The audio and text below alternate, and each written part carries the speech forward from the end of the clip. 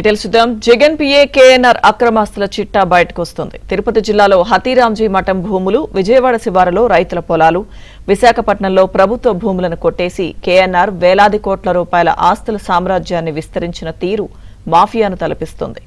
బంధువులు, స్నేహితులు, బినామీలుగా లెక్కకు మించి షెల్ కంపెనీలు పుట్టించి విదేశీ నిధులు వచ్చినట్లు చూపించి విశాఖ కేంద్రంగా వందల కోట్ల భూదోపిడీకి పాల్పడ్డారు.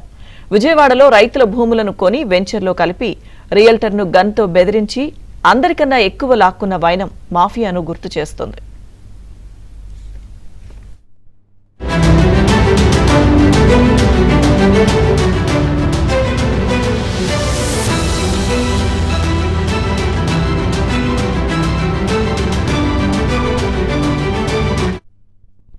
జగన్ హయాంలో విశాఖలో వైసీపీ ముఠాలు చొరబడ్డాయి.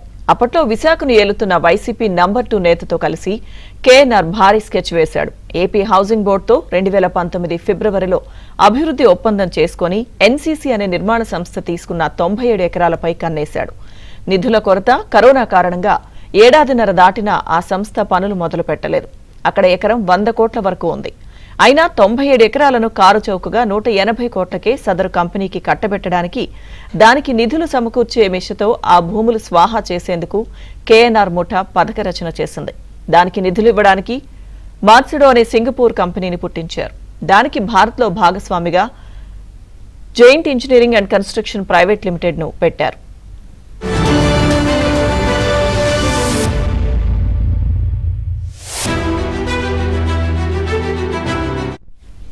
ఈ రెండు కంపెనీల యజమానులు ఎవరని ఆరా తీస్తే కేఎన్ఆర్ బినామీ, అతడి దగ్గరి స్నేహితుడు కుందూరు రమణారెడ్డి పేరుతోనే ఆ రెండు ఉన్నట్లు బయటపడింది. రమణారెడ్డిపై దేశంలోని పలు ప్రాంతాల్లో 16 కేసులున్నాయి. కూటమి ప్రభుత్వం రాగానే 2 ఏళ్ల కిందట దేశం వదిలి పారిపోయాడు. ప్రస్తుతం అజ్ఞాతంలో ఉన్నాడు.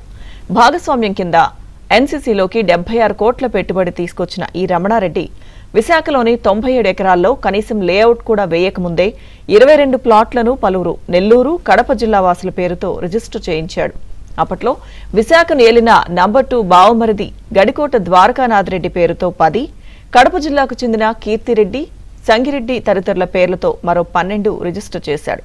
వీరిలో కేఎన్ఆర్ బినామీలు, షెల్ కంపెనీలు కూడా ఉన్నట్లు తేల్చే డాక్యుమెంటరీ ఆధారాలను మద్యం కుంభకోణం కేసును విచారిస్తున్న ప్రత్యేక దర్యాప్తు బృందం సేకరించింది.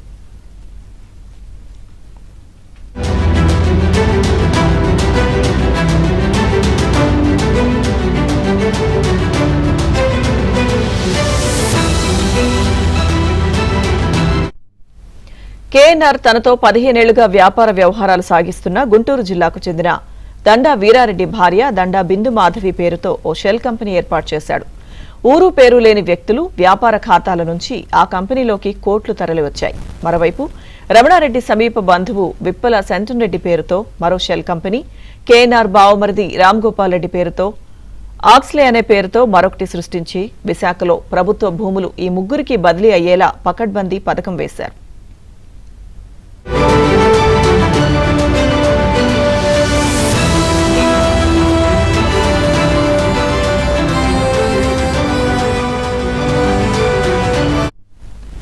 మద్యం కుంభకోణ కేసులో కీలక నిందితుడైన వైసీపీ మాజీ ఎమ్మెల్యే చెవిరెడ్డి భాస్కర్ రెడ్డి తిరుపతి సమీపంలో కేవీపీపురం వద్ద 47 ఎకరాల్లో వెంచర్ వేశారు. అక్కడ ఎకరా ధర కనీసం 2 కోట్లుంటుంది. అయితే కేఎన్ఆర్లో అందులో 10 ఎకరాలను 81 లక్షలకే తన భార్య శశికళ పేరిట కొనుగోలు చేశాడు. చెవిరెడ్డి ఆర్థిక, భూ లావాదేవీలపై దర్యాప్తు చేస్తున్న సిట్కు కేఎన్ఆర్కు దొరికింది ఇక్కడే.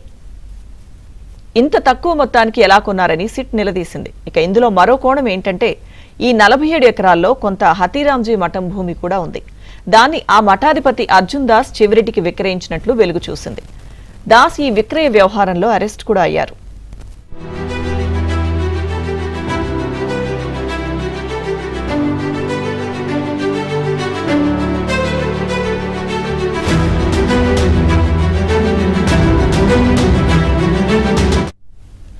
విజయవాడ శివారులోని రాంవరపాడు వద్ద ఓ స్థిరాస్తి వ్యాపారి రైతుల నుంచి ఎకరా 7 కోట్ల చొప్పున కొని వెంచర్ వేశారు.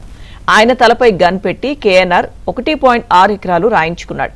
ఆ భూమిని తన బినామీ దండా వీరారెడ్డి భార్య బిందు మాధవి నేరుగా రైతుల నుంచి కొనుగోలు చేసినట్లు పక్కాగా రిజిస్టర్ చేయించాడు.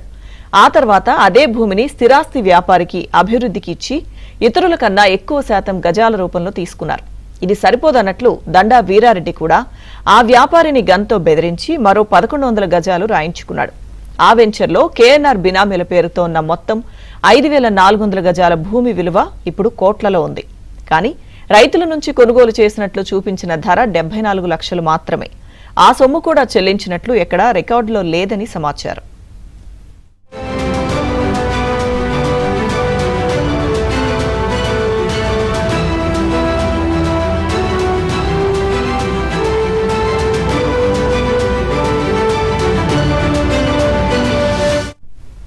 జగన్ సీఎంగా ఉన్నప్పుడు విశాఖను పరిపాలనా రాజధానిగా ప్రకటించడంతో రియల్ బూమ్ వచ్చింది.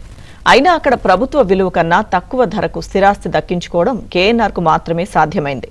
ప్రభుత్వ భూమిని ఎన్సీసీకి విక్రయించేలా చక్రం తిప్పిన నంబర్ 2 బావమరిది గడికోట ద్వారకానాథ్ రెడ్డి పేరుతో మొత్తం 10 ప్లాట్లు విక్రయించారు. వాటి ప్రభుత్వ విలువ 18.51 కోట్లు కాగా కొనుగోలు చేసింది మాత్రం 11 కోట్లకే కావడం విశేషం. ఇదే ధరతో మిగతా 12 ప్లాట్లు కేఎన్ఆర్ బినామీలకు రిజిస్టర్ అయ్యాయి. వారిలో బావమరిది రామ్ గోపాల్ రెడ్డి, దండా బిందు మాధవి ఖాతాల్లోకి కేఎన్ఆర్ అక్రమ సొమ్మును మళ్లించి ఆ ఖాతాల నుంచి ఎన్సీసీకి ఆస్తి కొనుగోలు కింద బదిలీ చేసి తెల్ల డబ్బుగా మార్చేశాడు. ఎన్సీసీకి 180 కోట్లకే 97 ఎకరాల భూమిని వైసీపీ ప్రభుత్వం విక్రయించినందుకు ప్రతిఫలంగా ఈ సొమ్ము దక్కినట్లు సిట్ దర్యాప్తులో తేలింది. నిధులు సమకూర్చడానికి రమణారెడ్డి పేరుతో ఏర్పాటు చేసిన మర్సెడో జైంట్ ఇంజనీరింగ్ సంస్థలోకి వెంటనే డబ్బు జమ చేయడం కుదరలేదు.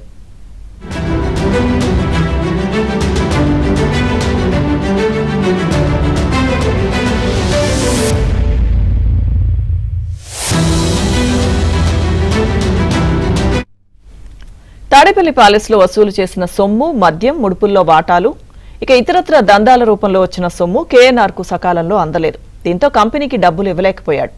ఆ సంస్థ ఈ తలనొప్పి తమకెందుకంటూ ఇతరులకు ఆ భూమి విక్రయించేందుకు లేదా మరో సంస్థతో కలిసి వెంచర్ వేసేందుకు సిద్ధమైంది. దర్మిలా కేఎన్ఆర్ హైకోర్టులో రమణారెడ్డితో పిటిషన్ వేయించాడు. స్టే రావడంతో ఎన్సీసీ ఉలిక్కిపడింది. కేఎన్ఆర్ ఆ కంపెనీ ప్రతినిధులను రాజీకి రప్పించి 2.5 ఎకరాలు అప్పనంగా తీసేసుకున్నాడు. క్రయ విక్రయాల్లో చూపించేందుకు దండా వీరారెడ్డి భార్య బిందుమాధవి, బావమరిది రామ్ గోపాల్ రెడ్డి పేరుతో ఉన్న షెల్ కంపెనీల ఖాతాల నుంచి కొంత సొమ్మును బదిలీ చేశాడు. అంతిమంగా ఎకరా 100 కోట్ల విలువ చేసి 2.5 ఎకరాల భూమిని సొంతం చేసుకున్నాడు.